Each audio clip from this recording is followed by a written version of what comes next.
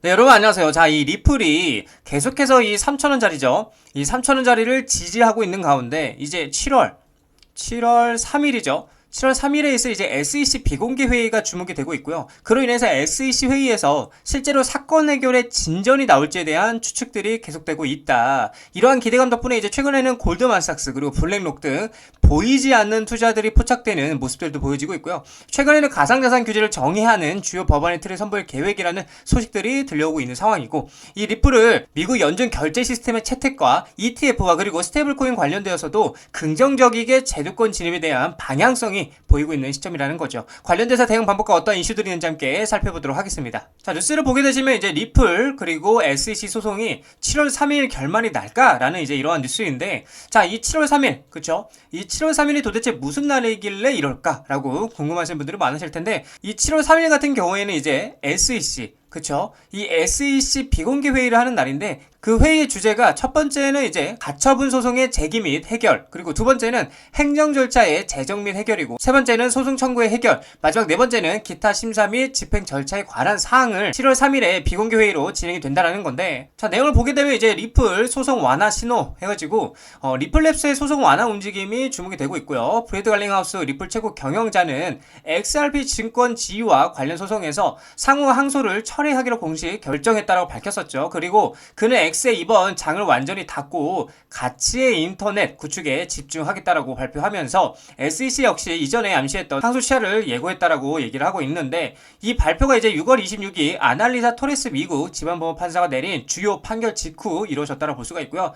토레스 판사는 SEC가 리플에 부과된 재정적 제재를 수정하겠다는 요청과 증거법 준수를 요구하는 명령을 없애달라는 요청을 모두 기각을 했다라는 거죠. 그래서 현재 양측이 장기 소송에서 한 발 물러서는 모습을 보이고 있는 가운데 7월 3일 그쵸? 이 SEC 회의에서 실제로 사건 해결의 진전이 나올지에 대한 추측이 계속되고 있다. 그래서 암호화폐 업계는 SEC 공식 발표나 침묵을 기다리며 귀추를 주목하고 있다라고 얘기를 하고 있는 거죠. 자, 이렇게 회의 하나하나까지 다 관심을 받고 있다라는 건 그만큼 시장에서 이 리플에 그쵸? 이 리플 XRP의 관심도가 어마어마하다라는 걸 느낄 수가 있는 거고요. 앞으로의 기대감 또한 굉장히 크다라고 볼 수가 있다. 자, 그리고 최근에 이제 항소를 취하했다라는 거는 먼저 벌금이 따라오게 될 것이고요. 기관들한테는 판매를 못하게 만들었다는 부분도 같이 따라올 수밖에 없다라는 건데, 근데 이 두 가지 그쵸?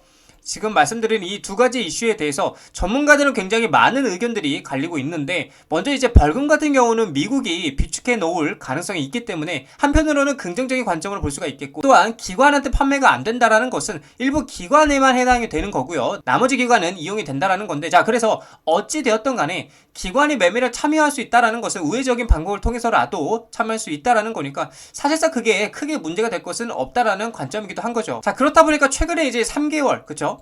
이 3개월이 넘는 기간 동안 고래들의 자금 흐름이 양전환이 되는 모습을 보여주고 있는데, 자, 뉴스를 보게 되면 이제 XRP 고래 흐름이 420% 랠리 당시와 유사하다고 얘기를 하고 있고, 3달러 그쵸? 이 XRP 3달러 한다라는 검색량도 급증하고 있다라고 얘기를 하고 있는 거죠. 자, 그래서 XRP가 이제 90일 고래 자금 흐름이 양전환이 되면서 4분기 강세 가능성에 대해서 예고를 하고 있고요. 2024년 8월 유사한 흐름 이후에 XRP가 무려 420%가 급등한 바가 있기 때문에 장기 보유자 증가와 리플과 그리고 SEC 소송 이슈도 상승 기대를 높이고 있다고 얘기를 하고 있어요. 자, 내용을 좀 자세하게 들여다보면 XRP의 90일 이동 평균 기준에 고래 자금 흐름이 5월부터 플러스로 전환이 되면서 지금 4분기 강세 가능성에 대해서 예고를 하고 있다. 그래서 올해 이제 1월에서 4월 XRP 고래 자금 유출이 이어졌으나 5월 초부터 반등하면서 양의 영역으로 돌아섰다라는 거예요. 그러니까 자금이 유출되는 것보다는 유입되는 게 더 많아졌다라고 얘기를 하고 있는 거죠. 이와 유사한 흐름은 이제 지난해 8월에도 관찰이 됐고요. 당시 XRP 4분기에는 무려 420%가 급등한 바가 있다. 그래서